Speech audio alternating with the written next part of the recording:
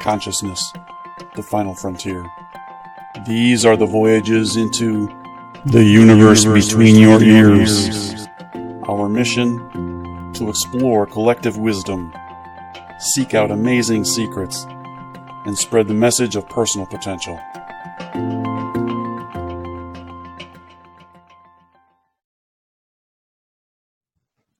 All right, hello everybody. I'm Tim Starr. I'm your captain for this episode, this voyage into the universe between your ears.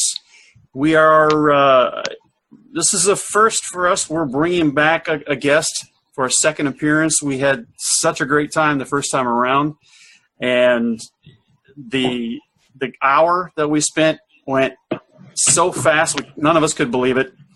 And so I told him at the end, I'm not even going to ask. I'm just telling you right now, you're coming back. So here we are. So our guest today is Roger Ramsukh. I'm not going to go through the whole bio. I'm going to make you guys, if you really want his whole bio, you'll have to either chase information online or you go back to our first conversation, which really I would suggest you do anyway.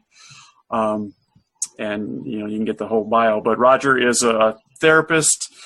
He's certified in cognitive behavioral therapy, applied behavioral analysis and crisis intervention. A lot of other things. He's an award-winning author. He's got all kinds of experience, all kinds of knowledge. He's got a great knack for delivering what he knows in digestible ways. So we're just looking forward to this. So, Roger, before I ask the question, thank you for coming back. Thank you so much for having me back. I was so looking forward to this as well. Yeah, it is always gratifying when the message that a person has, whether you're a speaker, whether you're an author, whether you're a podcaster, whether it resonates with somebody. And I feel very much that is what's going on here. So I am absolutely thrilled to be back for sure. Good. So what happened the first time around was that Gabi actually ran into a scheduling issue, and he had to leave us toward the end. And he had asked a really good question, and I wanted Roger to address it, and Roger wanted to address it, but neither one of us wanted him to address it while Gabi was not here. So we cut things off at that point, and we're going to pick it up today from that point. So let me pull this up here so I can read it back to you. Gabi, you had asked Roger, how do you counterbalance the effects of the social conditioning that your child is exposed to at school? Yeah. And Roger, I know you were kind of chomping at the bit to answer that, and then we just decided we were going to wait until Gabi was here. So it's all yours, man. Yeah. So it's a really great question because there is this perception that I, as a parent, I can't possibly overcome the effects of social media or of, movie stars or music stars or whatever type of heroes, quote unquote, I use that term very loosely, whatever type of heroes that kids have out there, and that they will have such a greater impact on my child than anything that I can do. And I'm going to say that first off, as Sun Tzu said, if you already feel defeated going into the battle, then you've already lost, right? So that's the first part.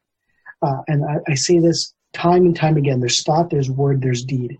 And if your thought is, I can help my child or I can reach them, then you will, right? It may not go the way you want it to, but you'll find something you'll find a way some way. And if you honestly think, I can't fight Jay-Z. I can't fight Rihanna getting together with somebody that's abusive. I can't fight the Kardashian freaking clan, right? If that is your thought, then you've already lost, right? But what I say all the time is that you try to show empathy with those who are affected. To Sorry about that. That's okay. Yeah.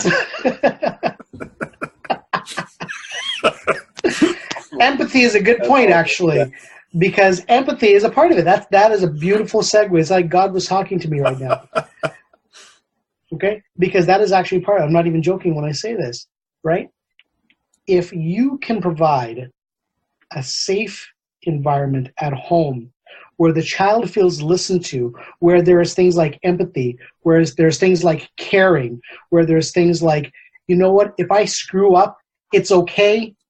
Dad, mom, brother, sister, uncle, aunt, they allow the screwing up and they let me be me without making a bloody judgment on my character or on my self-esteem.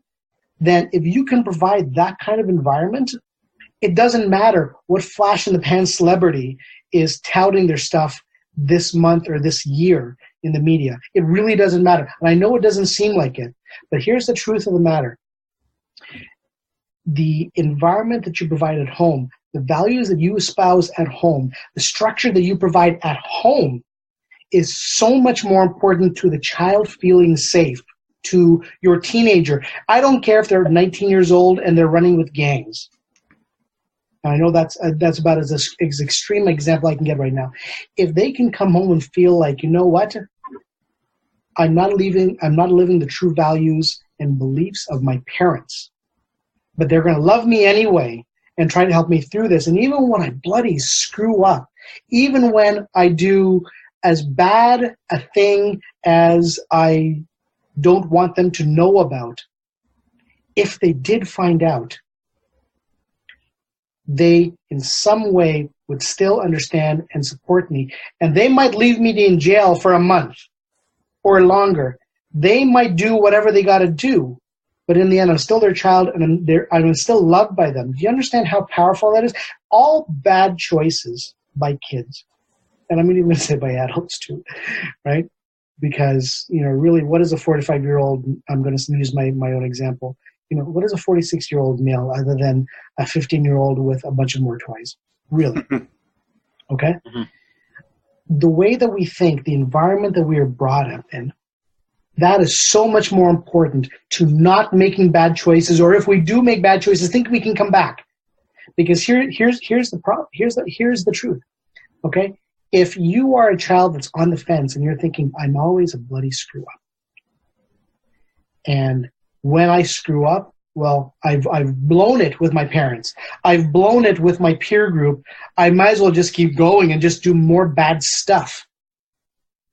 That is the problem. Okay? Screwing up is allowed. This is one of the things I say all the time. It's okay to screw up. You have to pay the price for that. And maybe as a family, you have to pay the price for that. But then what happens afterwards? Are you disowned by your family? Well, shit, you know what? If it's really bad, maybe you will make that choice. I don't know. I'm not preaching, and I try not to tell families what to believe and how to live. I really don't. I know that sounds counterintuitive to what I'm saying right now.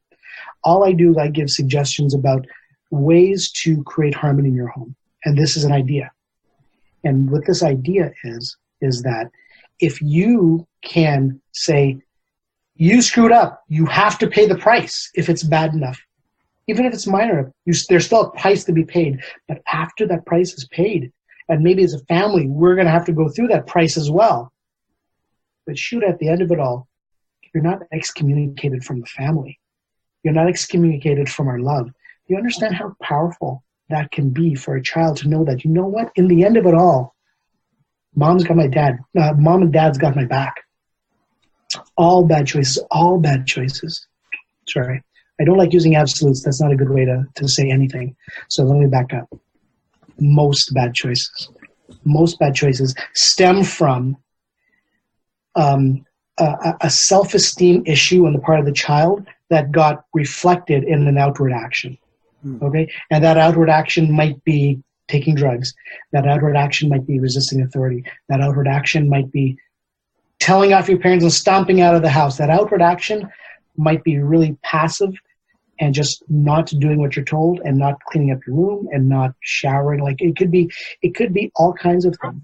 and I say this all the time to parents, can you get past the actual action and then say, what is the underlying thing that's going on with this individual, right? Because somebody that doesn't want to make their bed, it's not necessarily that they're just sloppy. There's a mindset that goes with that, and that mindset might be, I'm constantly chastised for doing something poorly, so I'm not going to do it at all. Every time I clean my room, I don't do it to your standards. So, it's called learned helplessness. When you do something and it doesn't work, you're going to stop doing it, right? Mm-hmm. So there's so many factors involved, and it's too long to get into right now, in truth, even with this hour-long show. But what I'm saying is, if I can serve your listeners by saying one specific thing, it is this: don't judge the action. Try to think about what is the underlying cause.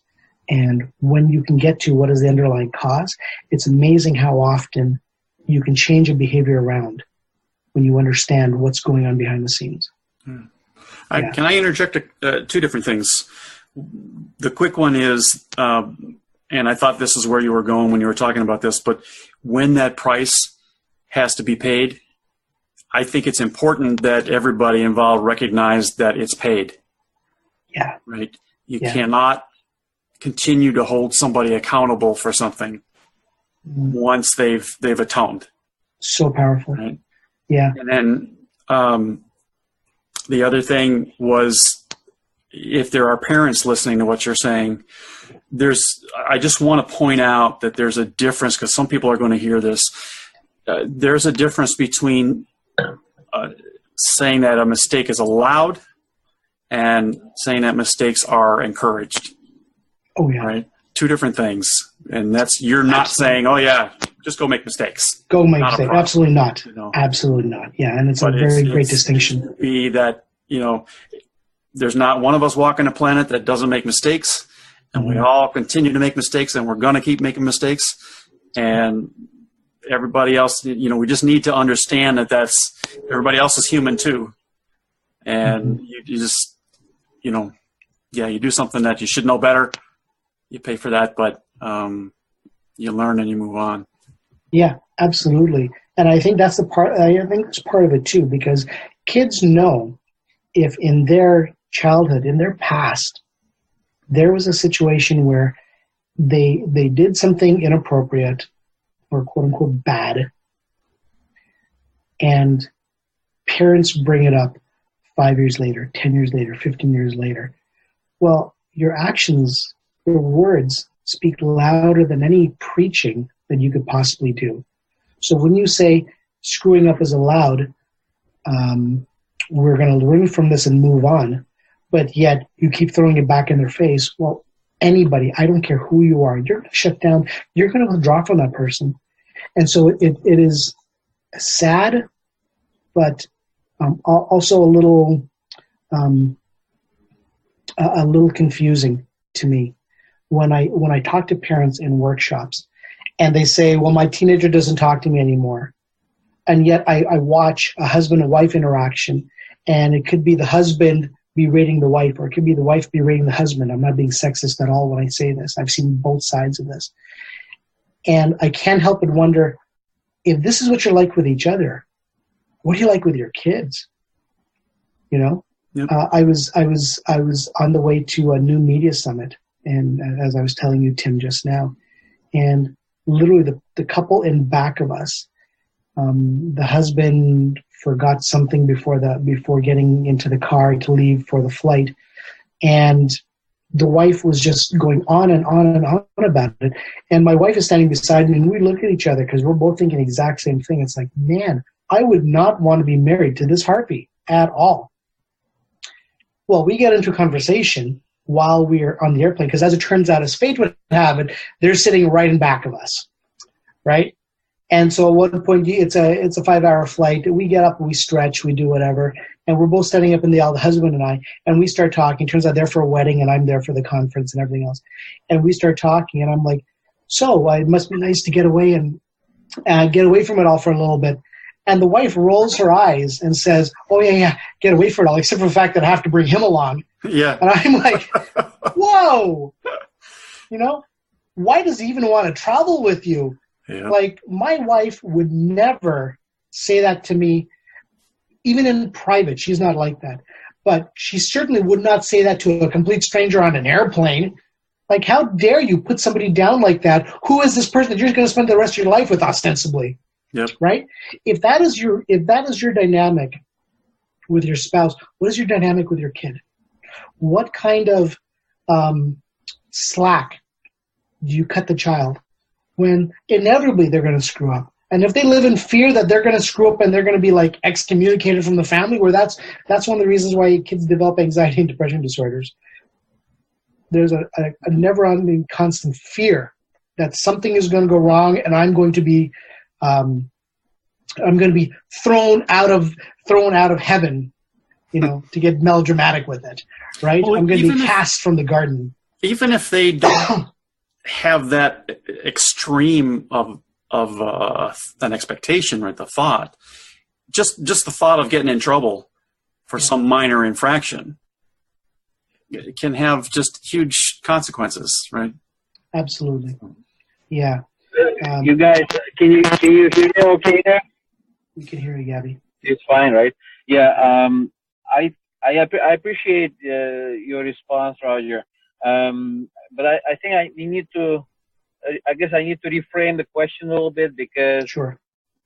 I think that. Oh, hold on. No, you're back. Okay, you're back. I have it. Yeah. What I am trying to really focus on is on the social conditioning that is happening without the kids getting into any kind of trouble. Just basically in school, for example, when the patterns of thought that are being presented are not helping children to later on become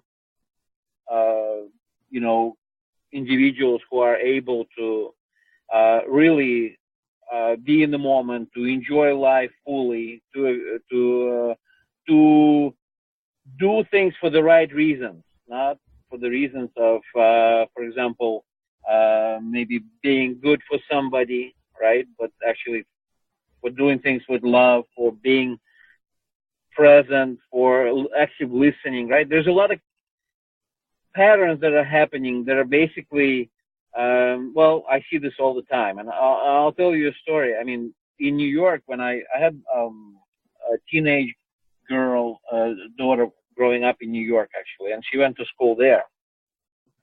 And what I saw was that it was, generally in a classroom, the way the interaction happened between the teacher and the students was in a very demeaning way. A lot of disciplining going on, and a lot of they were not speaking with children on equal terms. There's a lot of social kind of interaction that was distorted in the way that I'm superior and you guys, you're no good.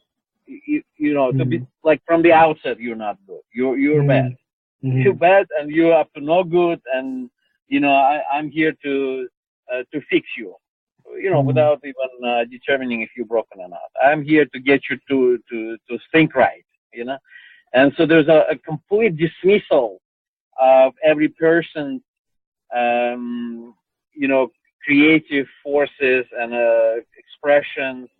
That all was just thrown out the window, right? It's just the way that, I observed it by attending a couple of meetings at school, right? And I was like, oh my God, I mean, they're really gonna screw us up with this kind of approach, right? This person is going to be damaged. I mean, socially, will come out from this school with all kinds of negative patterns that will later on in life would really impact her ability to be fulfilled and accomplished and feel good about herself and pursuing happiness in the right way for the right reasons, right? Not to try to run patterns like, okay, I want to satisfy you, or for me, or all kinds of programs, whatever, right?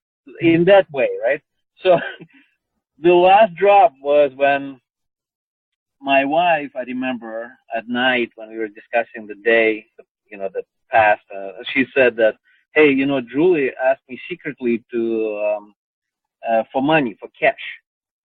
And when I asked why, she said, well, it was Friday, next day was Friday, and it was her turn to buy booze for girls before school, right? It was her turn, but please don't tell Dad, right? And because, basically if she didn't do it, then she would be labeled a nerdy girl or, she'll be a social misfit. She won't, and basically isolated socially. Right? Mm-hmm. And so that made me really, think hard. Okay, what do I do now? Do I give her money and then have a conversation with her that, that's unacceptable, or basically get really strict with this and what to do? I was quite puzzled for how to address the situation. In the end, I didn't find an answer other than move. Get her out of that school. Move? Yeah, move. Oh. Yeah, get her out of that school. Get into an environment where there's I guess, a different approach, a different look, different way of looking at the education, different treatment, more innovative approach, and that took some research to find, right? So my approach was run, basically. Isolate, shield your child. I couldn't. You started answering the question, right?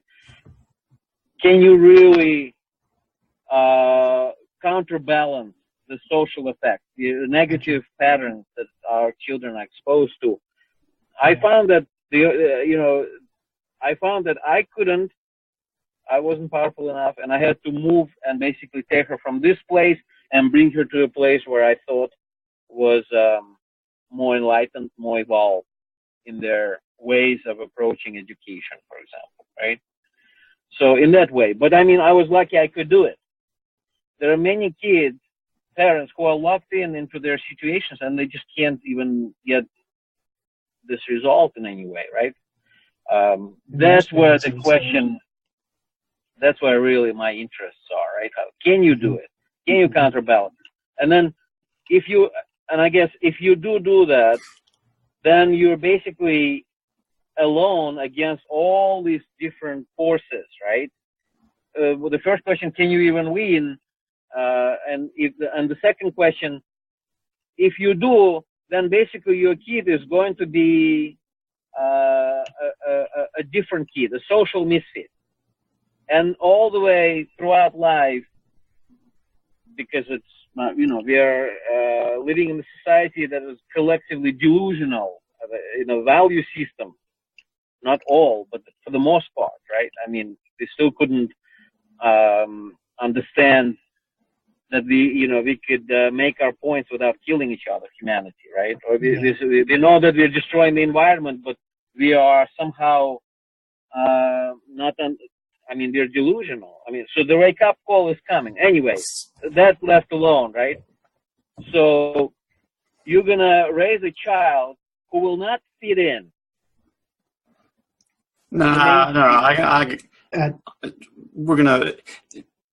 They won't fit in with some people. Exactly. I'm saying with the majority. But who cares, right? You don't, very few of us fit in with the majority. Right. So, you raised a lot of points there, Gabby, and I'm gonna go through them one at a time. Okay. So the first part, you talked about teachers and in the classroom, and the perception of authority. You're broken, and I'm going to fix you.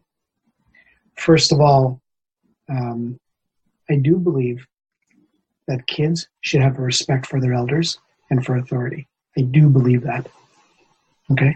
I think kids should respect teachers, even the bad ones. And I've worked in the school system long enough to know, and I've been, I've gone through school, obviously.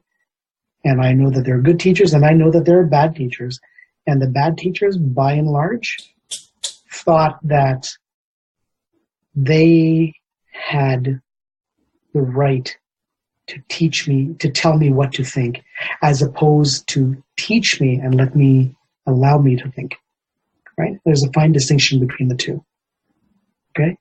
I don't applaud any teacher that comes in with the attitude of, I am going to fix you because you are broken. That is such a bad, bloody message, okay? So very common, right? Oh, I am not debating that. I am not debating that at all. And all a I lot can of like say, boot camp approach in school. yes, Especially because you see there are a lot of kids who are coming from different circumstances, and they're just simply not easily controlled without resorting to this kind of thing. yes. So they need to have a tough approach.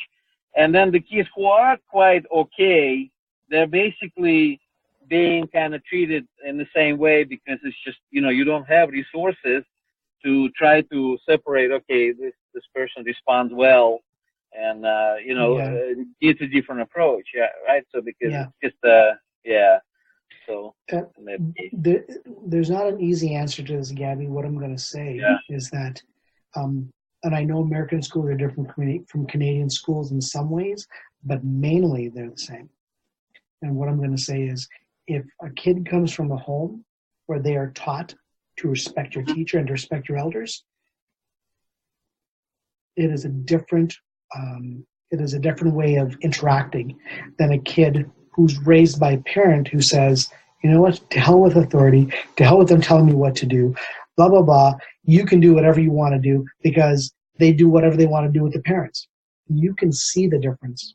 You see the difference in the way a kid was raised at home. And you can't fix that. I mean, a parent, bad or wrong, whatever it may be, right or wrong, good or bad, you cannot truly tell a parent how to parent their child. Parents are going to do what they're going to do, right? And all you can do is say, I'm going to raise my kid a certain way, and hopefully they will get more out of the class than a kid who doesn't respect authority, doesn't want to listen, or do want to do whatever. In the end, it's the condition from the parents that falls to the children. Okay, I just finished writing a paper. I didn't finish. I'm in the middle of writing a paper about self-esteem right now. And one of the things I say is, if you come from a home where the parents say, that person doesn't get to tell me what to do. How dare my boss talk to me like that? How dare the IRS tell me I didn't file my tax on time? How dare they? How dare they? How dare they? And there's this attitude of indignation towards authority. What do you think the kids are going to learn? What do you think the kids are going to learn towards the parents? Never mind anybody else. So there is no way a teacher can overcome the conditioning of a parent. They can't. Not in 8 hours, not when, if the parent raises their mouth too much, they get yelled at by the parent, and then the principal or the superintendent gets involved, and then they get chastised on top of that. There's no way you can overcome that. So that's the school system.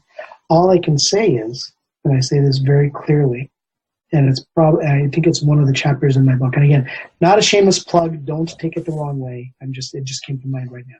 Okay, but one of the chapters in the book, I talk about model the behavior that you want to see from your child. You want to see your child respect authority, then teach them respect at home, and teach them and respect them for their opinions as well. And it is amazing how the child that is respected learns to respect other people. Right? The child that criticizes learns to condemn. The child that is raised with tolerance learns patience. The child that is ridiculed turns out shy.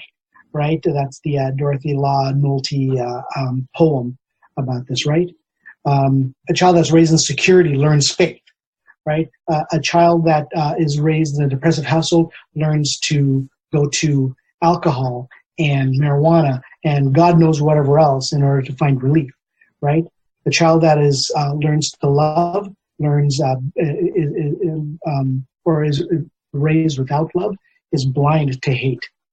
Sorry, I'm saying that the wrong way. The child that is raised in a loving relationship is blind to hate, but a child that doesn't get love is blind to beauty and true love in others. Okay, so I always say this: are you modeling the behavior that you want to see in your child? Do you show tolerance for their behavior? Do you show understanding and acceptance for their faults? Do you show respect for authority, right? Do you chastise them for being messy with their life, but when you go in the garage, your garage is a mess, or it's tax time, and your taxes are a mess, and you're cursing in you guys' case, the IRS, in our case, the CRA, right? Are you living those things that you want to see expressed in your child? So that's the first part. So that's the school part, okay? The next part, Gabby, is, how do I say this? You raise a very good point in the sense that here is this peer pressure. Here is kids who are trying to identify with their age group, and they're asked to make decisions about things like booze or about marijuana or about, God knows whatever else, right? Sexual partners and all that other stuff. And at some point, as a parent, you have to let go and let them make their own mistakes. And hopefully you've done the right thing, that even if they make mistakes, they come back to you. Okay? But long before that stage, long before you get to that stage, my question to you is, are you living the values and beliefs that you want to see expressed in your child? Right? When you say don't bring booze to party, don't go and act crazy, are your parents are you home? Sorry, are the kids home when their parents are having a party with friends and alcohol is flowing and dad is acting crazy and mom is giggling or whatever else it may be, and alcohol is seen as a social lubricant and an excuse to get silly? Because guess what? Your kids are paying attention to this. And if you've ever gotten drunk in front of your kid, and I'm not saying that parents shouldn't get drunk. I'm not making a judgment, so don't get me wrong. I hope listeners don't think, who is this guy think he is? That is so not where I come from. What I'm saying is, if you fear your child abusing alcohol, have they ever seen you abuse alcohol? In a party, are you making allowances for your behavior because you've been drinking? And I'll be the first to say, I've seen my mom doesn't drink. I've seen my dad do it, and I've done it. And I've never gotten silly in front of my nieces and nephews for very specific reasons, because I don't want to model that behavior. What their parents do, I cannot control. But I've never seen either my brother or my sister-in-law act silly because of alcohol during a party. Okay? And that's a conscious choice that we have made for the kids. Okay? We are not better or worse than anybody else. That is so not what I'm saying. What I'm saying is, if you worry about certain behaviors, live the values, live the beliefs, and have the conversation with your child to say, listen, I know you're probably going to be exposed to this stuff. You're probably going to be at the party where there's going to be some kind of mind-altering substance. And I'm not talking alcohol. And what I would hope is that you remember who you are and the values that you were raised with, and that we have a certain expectation. We will raise you a certain way. We hope that you will make a good choice. And that if you don't make a good choice, you don't ever have to feel afraid to come and tell us, but don't ever make a bad choice and try to hide it and act in such a way that you will be ashamed of yourself. Right? That's all you can do. If you are living those beliefs, really is. You can't do much more than that. I mean, no. If you can remove your child from the environment, that's more. Well, that is a band-aid solution, though. And I say this all respect, Gabby. It is great that you were able to do that, but how do you know the environment you move them to doesn't have the same temptations or worse? One of my friends moved their kid out of public school, two boys actually, moved them out of public school into private school. And my wife, who also works in the field, said, well, you know what they get exposed to in private school, because generally speaking, people in private school, they're a little bit more means, they're socioeconomically, they're a little bit more well-to-do. Well, you go from marijuana to cocaine. So a lot of parents go choose homeschooling as a result, right? Yeah. absolutely. Because, Yeah. But my point is, you cannot run from the problem. All of these bad choices, and this is how I started this conversation, all these bad choices come from a self-esteem problem. Okay? If you can raise your, I'll tell you something, and again, I'm not saying this, I have to keep saying this because people get so easily misunderstood. I'm not saying I'm this great person, and I'm not saying I'm better than anybody else. I have my own problems and everything else. But what I'm saying is, I've never even been tempted to try marijuana, never mind anything else, which is not even a possibility, right? I've been around it. I've been at parties. I went to Acapulco with 4 friends, and I was the only one who's not smoking up on marijuana. I was on the balcony having a drink, right, while they were in the room getting high. That's a conscious choice. I knew who I was going with. It doesn't mean I have partaken. Why? Because that is what's important to me. Right? And that is my choice because I know what my parents live, what they expect of me, and what I expect of myself. So I've been around it. I've never partaken of it. And you know what? I've never even been tempted to partake of it. Never even been tempted. It's not even a possibility for me because that is just one of those things that I was raised with. Okay? So just because your kid might be going to a party where they're expected to buy booze, you know what? I agree. You should pull your weight. And if somebody buys for you, you should buy for them. I was brought up that way. I go on a first, I'm not dating anymore. I'm with my wife. But when I was dating, I was just She's brought happy up to hear with. that, I'm sure. Yes, she is. I was brought up that the guy buys the first date. He just does. And the woman should maybe offer to buy, should maybe reach for a ball, at least show the intent that she doesn't need to be carried. Right? I'll buy the second date, I'll buy the third date. By the third date, if a woman hasn't shown like she wants to pick up the check, there's a problem there. That is not somebody I necessarily want to be with. Okay? I don't care what she looks like, by the way. Okay? So it's not even a function of looks. Okay?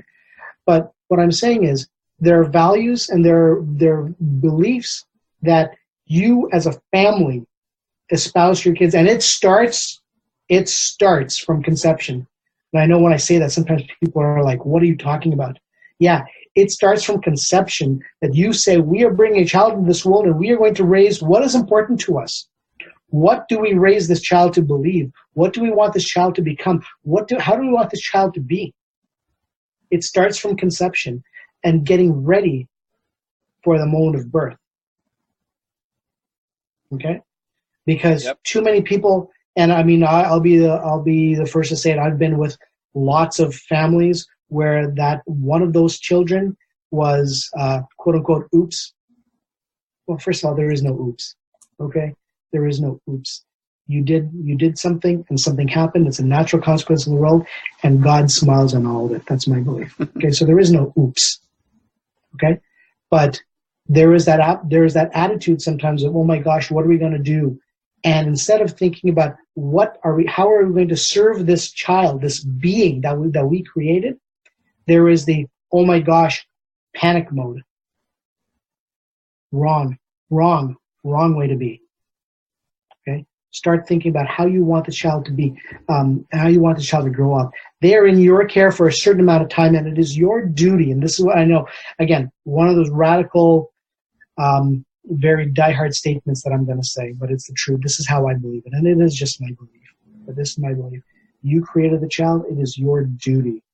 It is your duty to serve that child in the best way you can, so that when you release them to the world, because they're going to go, whether you want them to or not, they're going to go in some kind of way, that they are ready for life and ready to take on their challenges, whatever that may be. And you will always be there to pick them up. Always be there to pick them up. Right? But you have to train them to get ready for life. Yes, Tim. I just was going to say, I think the whole, what you said in the beginning, the whole modeling thing is the strongest, and, in transparency, I haven't raised anybody's kids, but, my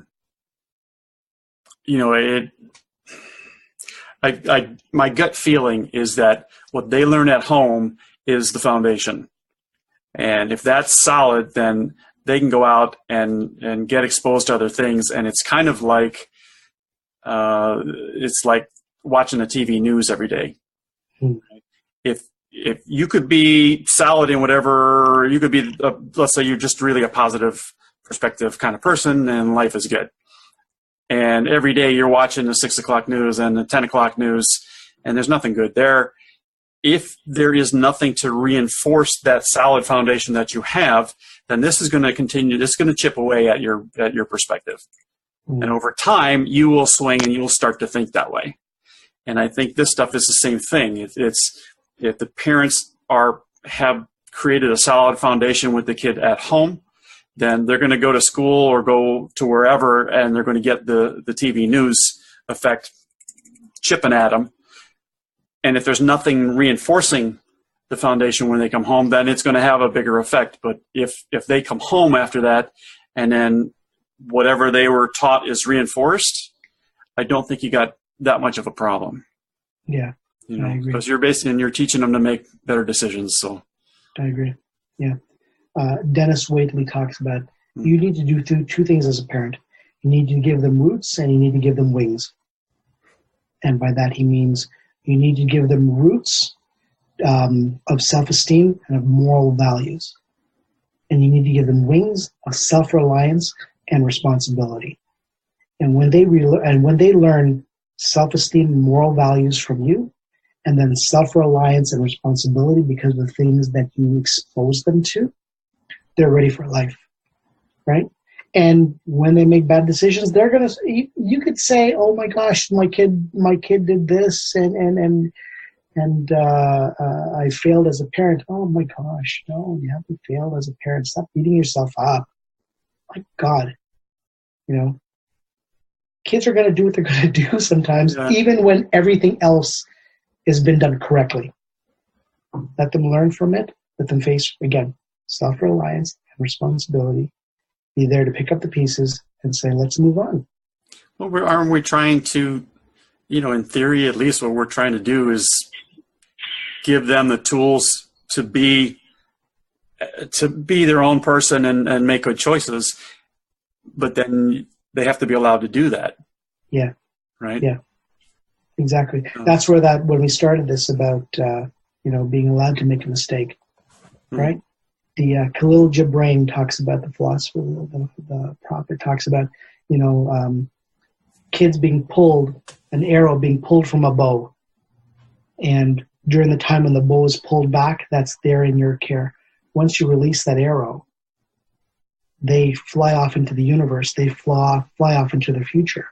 And you hope that the things you taught them as you pulled that bow back was enough to let them fly free of all the things that can go wrong, and that somehow they find their way back because you grounded them. That's where the roots part, right? You grounded them with things that are important, and even if they lose their way, somehow they'll come back. Hi, this is Tim Starr. Thanks for joining me and Gabi on the universe between your ears. We really appreciate you taking the time to hang out with us for a little while.